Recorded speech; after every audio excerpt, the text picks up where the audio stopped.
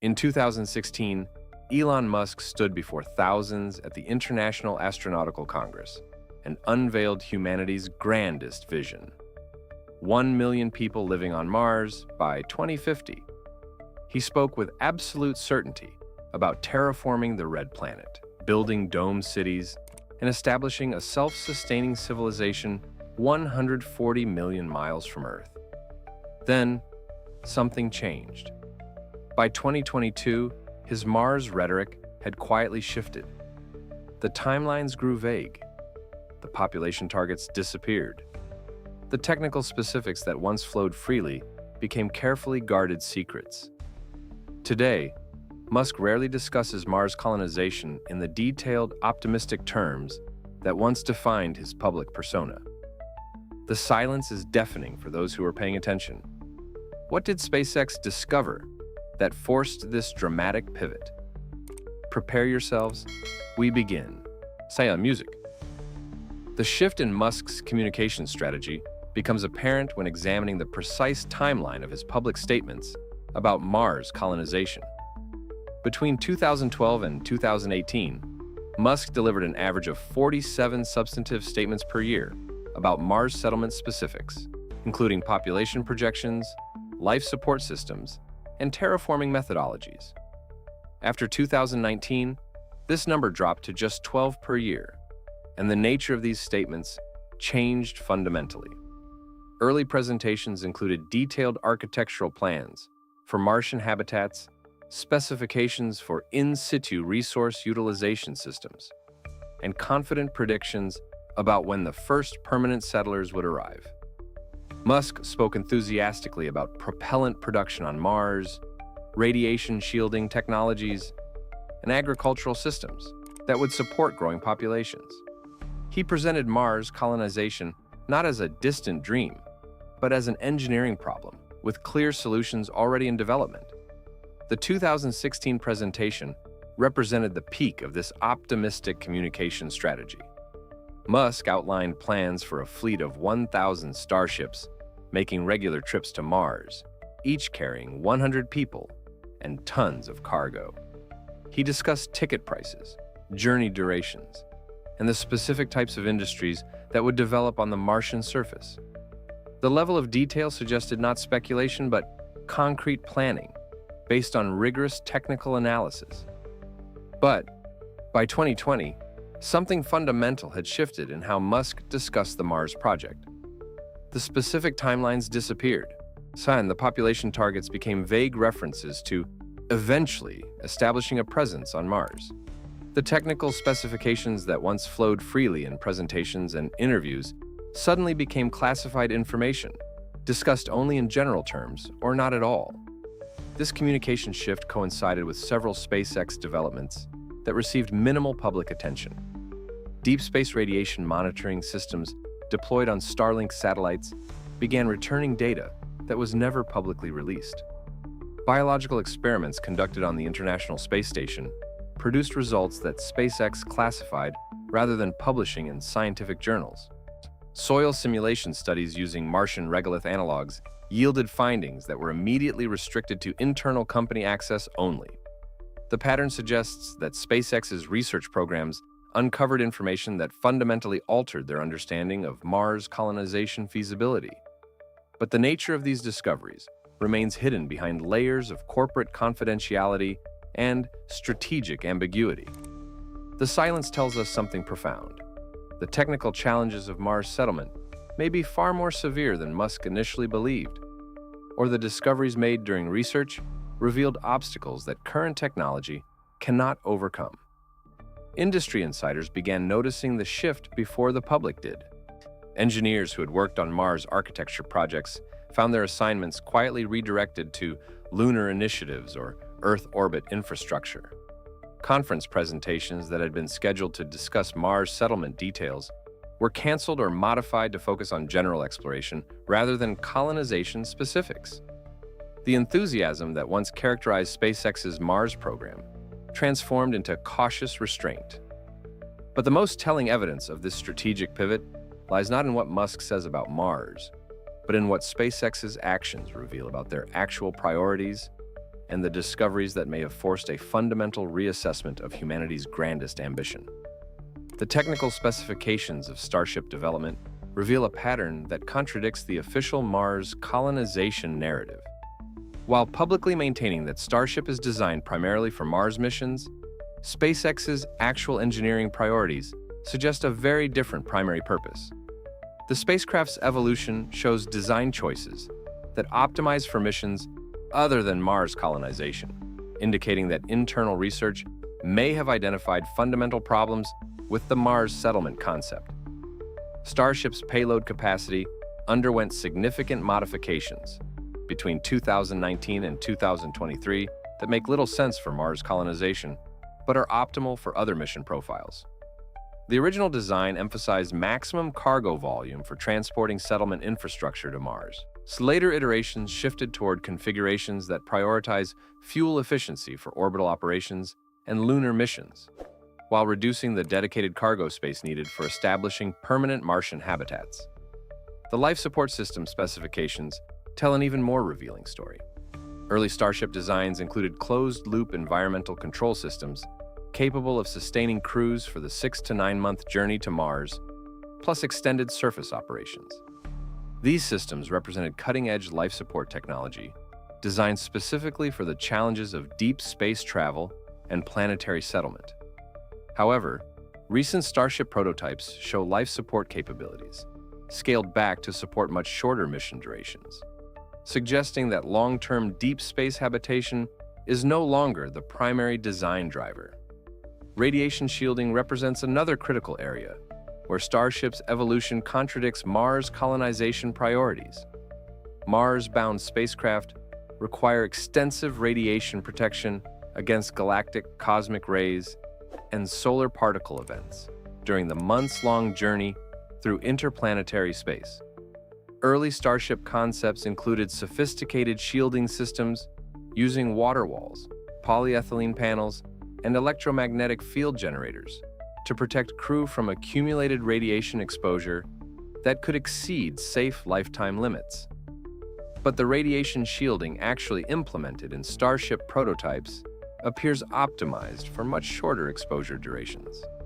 The protection systems installed would be adequate for Earth-Moon transits or brief orbital missions, but insufficient for the prolonged deep space exposure of Mars journeys. This design choice suggests that SpaceX's internal radiation research may have uncovered problems with long-duration space travel that are more severe than publicly acknowledged. The landing system modifications provide additional evidence of shifting priorities.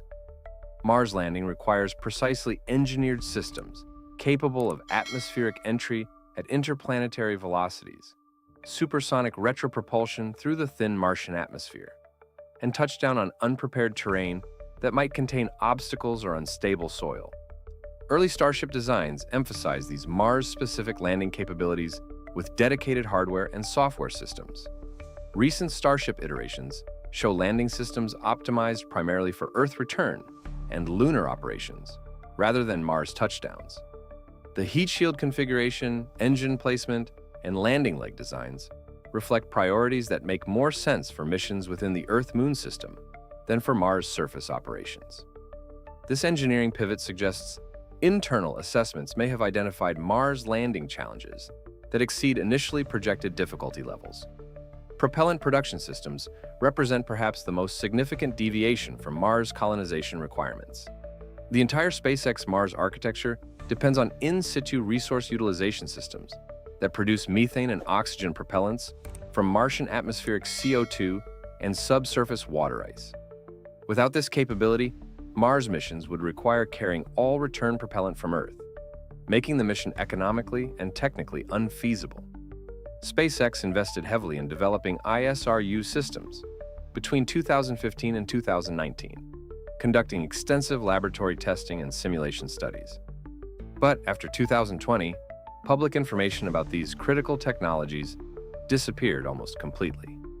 The company stopped publishing updates about propellant production development, ceased demonstrating prototype systems at industry conferences, and removed detailed ISRU specifications from their Mars architecture presentations. This silence suggests that propellant production testing may have revealed fundamental problems with extracting and processing Martian resources. The technical challenges of operating chemical processing equipment in Mars's extreme environment, with its temperature swings of 100+ degrees Celsius, abrasive dust that penetrates mechanical systems, and minimal atmospheric pressure, may have proven more severe than initial assessments indicated. Advanced analysis of SpaceX's patent filings reveals the shift in technical priorities. Between 2015 and 2018, the company filed numerous patents related to Mars-specific technologies, dust mitigation systems for surface operations, thermal management for extreme temperature environments, and automated systems for constructing habitats from local materials. After 2019, patent activity shifted dramatically toward technologies applicable to Earth orbit operations, lunar missions, and point-to-point Earth transportation. The engineering resources SpaceX dedicates to different projects tell a similar story. Teams that were once focused exclusively on Mars architecture and surface systems have been reassigned to Starlink deployment, lunar lander development, and orbital refueling technology. While SpaceX maintains that these capabilities support eventual Mars missions, the resource allocation suggests that Mars colonization has dropped significantly in priority compared to more immediately achievable objectives. But perhaps the most revealing evidence comes from what SpaceX's competitors have discovered about the realities of Mars settlement, findings that may explain why Musk's Mars enthusiasm cooled so dramatically. NASA's Mars research programs have uncovered environmental challenges that fundamentally threaten the viability of human settlement. These discoveries, published in scientific journals but largely ignored by popular media, reveal conditions on Mars that are far more hostile to human life than early assessments suggested. The findings may explain why SpaceX quietly backed away from specific Mars colonization timelines and population targets. Perchlorate contamination represents one of the most severe, unexpected challenges. Mars rovers discovered that Martian soil contains perchlorate salts at concentrations of 0.5 to 1% by weight across the entire planetary surface. These chemicals are highly toxic to humans, causing thyroid dysfunction, developmental problems, and potential organ damage even at low exposure levels. The perchlorates permeate the dust that coats everything on Mars, making contamination of habitats and equipment virtually inevitable. Early Mars settlement plans assumed that Martian soil could be used for agriculture after basic processing to remove obvious contaminants. The perchlorate discovery invalidates this assumption completely. Growing food in Martian soil would require removing or neutralizing perchlorates throughout massive volumes of regolith, a process that would consume enormous amounts of energy and water while generating toxic waste that would need permanent isolation from human habitats. The pervasiveness of perchlorate contamination means that every surface operation would expose astronauts and equipment to these toxins. Dust tracked into habitats on spacesuits and equipment would carry perchlorates that could gradually contaminate air and water systems despite the best filtration and cleaning protocols. Long-term exposure in a Mars settlement would be unavoidable, and creating chronic health risks that could affect multiple generations of colonists. But the perchlorate problem represents only one of several environmental toxins discovered on Mars that threaten human settlement viability. Chromium-6, a potent carcinogen, appears in Martian rocks and soil at concentrations far higher than anticipated. This toxic heavy metal could contaminate water supplies, accumulate in food production systems, and create long-term cancer risks for inhabitants of Mars settlements. Radiation exposure on Mars exceeds worst-case scenarios used in early settlement planning. Mars lacks the protective magnetic field and thick atmosphere that shield Earth from cosmic radiation and solar particle events. Surface radiation levels measured by NASA's Curiosity rover indicate that colonists would receive approximately 0.67 millisieverts per day from galactic cosmic rays alone, about 200 times the radiation exposure of people living on Earth. This chronic radiation exposure would accumulate throughout a colonist's lifetime on Mars, potentially reaching levels that significantly increase cancer risk, cause cardiovascular damage, and produce neurological effects including cognitive impairment and behavioral changes. children born on Mars would face these elevated radiation levels from birth, raising profound questions about whether human reproduction and child development can occur safely in the Martian environment. Underground habitats offer only partial protection from radiation. While several meters of Martian soil can block much of the cosmic radiation, colonists would still face exposure during surface operations, transit between facilities, and any time spent in above-ground structures. The cumulative radiation dose over years of Mars habitation would likely exceed recommended lifetime exposure limits, forcing settlement planners to choose between accepting elevated health risks or severely limiting the productive activities colonists could undertake. Solar particle events represent an even more acute radiation threat. During major solar storms, radiation levels on the Martian surface can spike to lethal levels within hours. Colonists caught on the surface during such events would receive radiation doses causing severe illness or death, unless they could reach heavily shielded shelters within minutes. These unpredictable radiation storms would create constant danger for anyone working outside protected habitats. But radiation and chemical toxins represent only the surface-level challenges.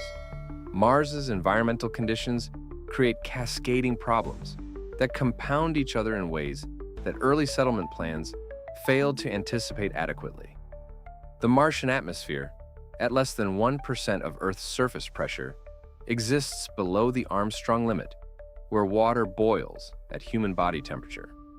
This means that exposure to Mars's atmosphere without a pressurized suit would cause the moisture in human lungs, eyes, and mucous membranes to boil immediately, leading to death within seconds. This extreme pressure differential creates engineering challenges that permeate every aspect of Mars settlement design. Maintaining pressurized habitats on Mars requires structures capable of withstanding constant outward pressure of approximately 100 kilopascals, roughly equivalent to supporting a 1-meter deep column of water across every square meter of habitat surface area. Over the large areas required for settlement infrastructure, these pressure loads translate into enormous structural requirements. Any breach in habitat pressure integrity, from micrometeorite impacts, equipment failures, or structural fatigue, could lead to catastrophic decompression that would be lethal to unprotected inhabitants. The pressure differential also complicates every interface between pressurized habitats and the external environment. Airlocks, via windows, utility penetrations, and communication systems must maintain perfect pressure seals while allowing necessary functions. The complexity and failure points multiply across the extensive infrastructure required to support a permanent settlement, creating maintenance burdens that could overwhelm limited technical resources available to early colonists. Temperature extremes on Mars far exceed those encountered in Earth's harshest environments. Surface temperatures range from minus 125 degrees Celsius at the winter poles to plus 20 degrees Celsius at the equator during summer, with typical daily temperature swings of 60 to 80 degrees Celsius. These extreme variations subject structures and equipment to constant thermal stress that causes materials to expand and contract repeatedly, leading to accelerated fatigue and failure.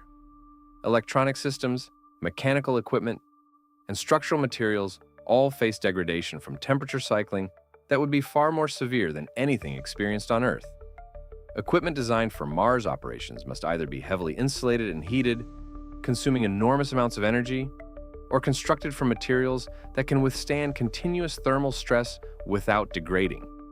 Either approach significantly increases the complexity, mass, and cost of Mars infrastructure. Water management presents another fundamental challenge that early settlement plans dramatically underestimated.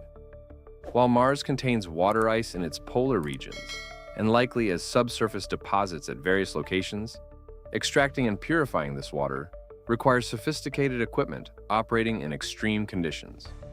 The energy required to heat ice from Mars, ambient temperatures to usable liquid water, then purify it to remove perfluorates and other contaminants, represents a substantial fraction of total settlement energy budgets.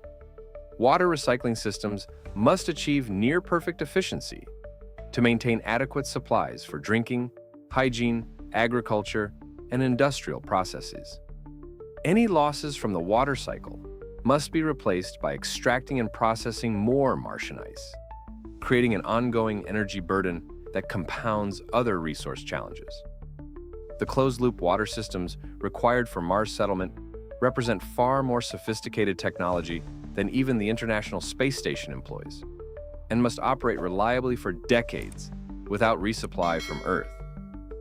But perhaps the most profound discovery that may have forced SpaceX to reconsider Mars colonization involves the psychological and biological effects of Mars's unique environment on human health and development.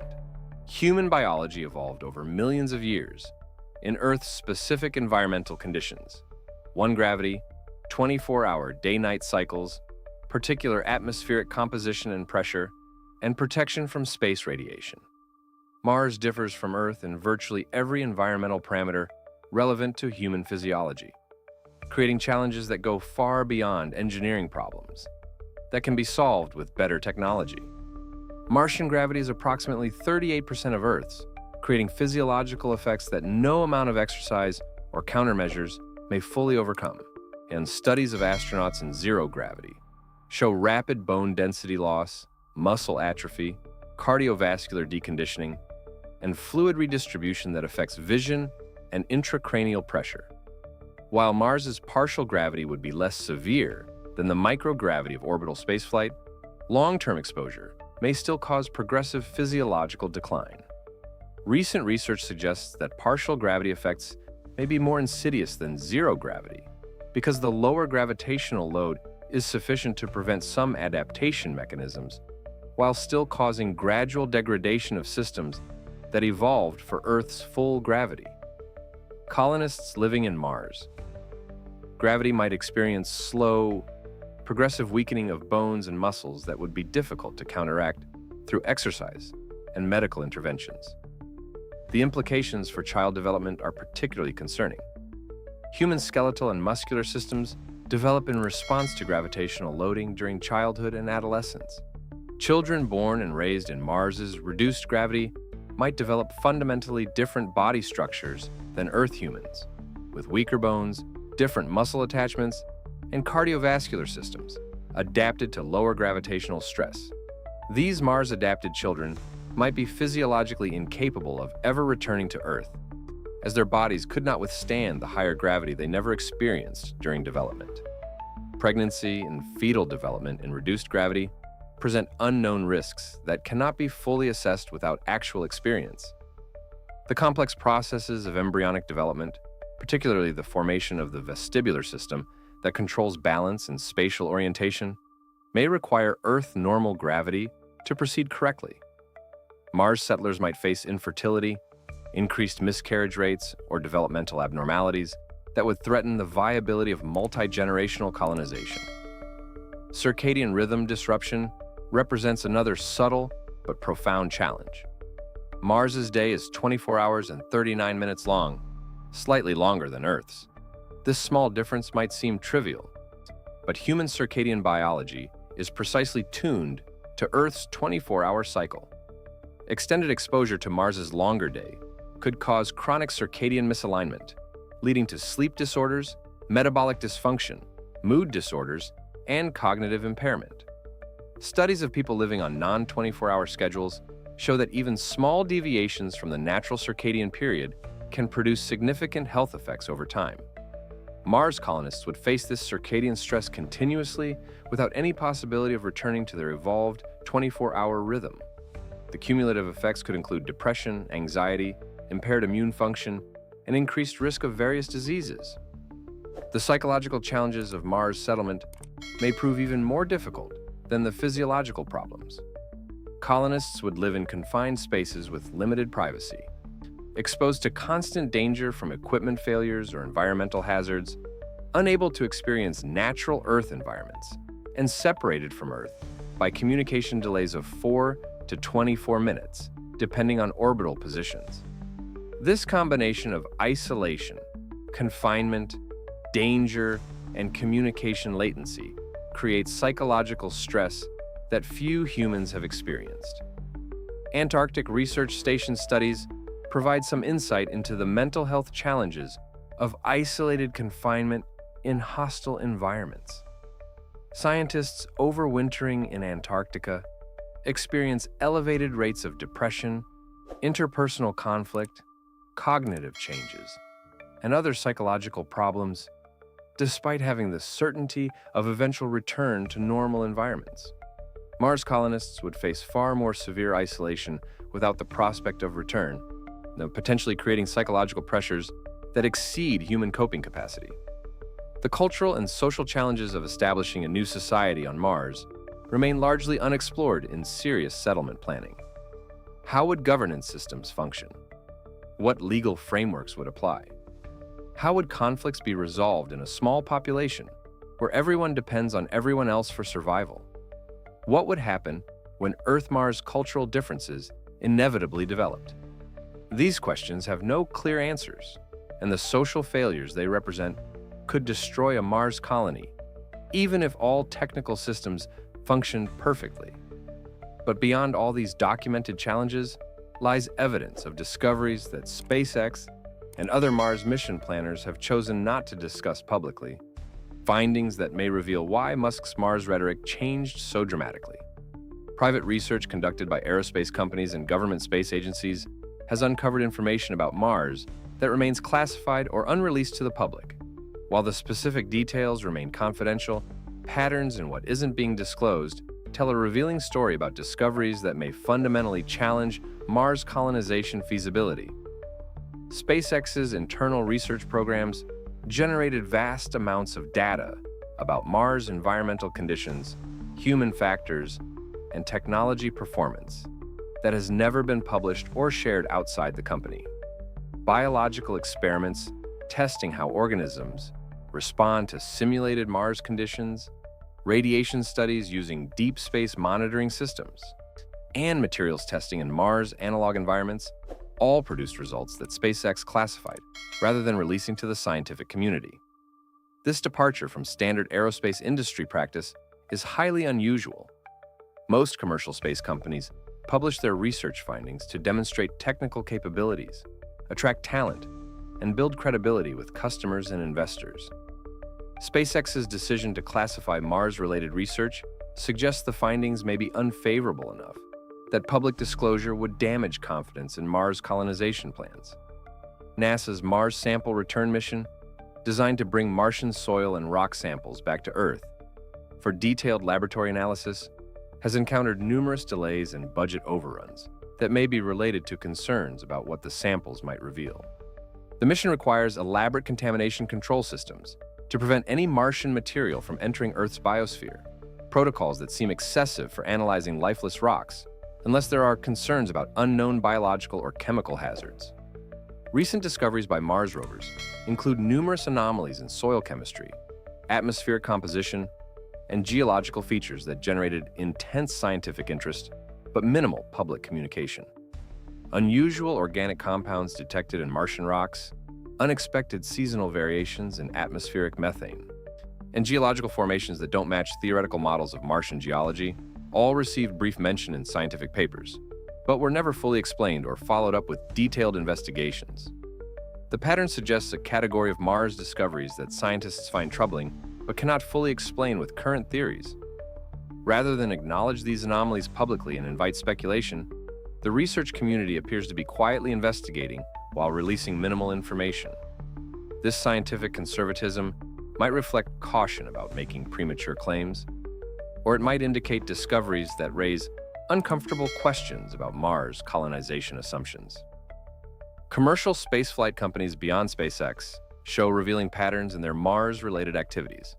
Several companies that initially announced Mars mission plans quietly scaled back or abandoned those programs without clear public explanation.